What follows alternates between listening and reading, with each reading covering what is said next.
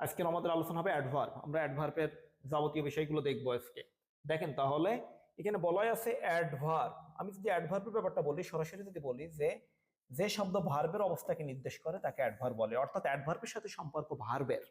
অ্যাডভার্বের সাথে বেসিক্যালি সম্পর্ক কার? ভার্বের।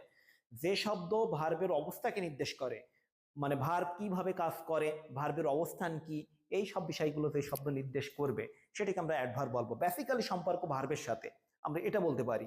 তবে অ্যাডভার্ব ভার্ব বাদেও আরো কিছু আনুষঙ্গিক বিষয়কে মডিফাই করে থাকে, সেগুলো আমরা পর্যায়ক্রমে দেখব। তবে যদি আমি অ্যাডভার্বের সম্পর্ক দেখাই তাহলে সরাসরি আমার ভার্ব বলতে হবে। অ্যাডভার্ব মডিফাইস ভার্ব, মানে ভার্বের অবস্থাকে নির্দেশ করে অ্যাডভার্ব। অ্যাডভার্ব কি করে? ভার্বের অবস্থাকে নির্দেশ করে। এখন আমরা অ্যাডভার্বের পজিশন গুলো দেখবো, আসলে অ্যাডভার্ব কোন কোন জায়গায় ইংলিশে ব্যবহার করা হয়। আর আমরা লিখবো একটা পজিশন অফ অ্যাডভার্ব।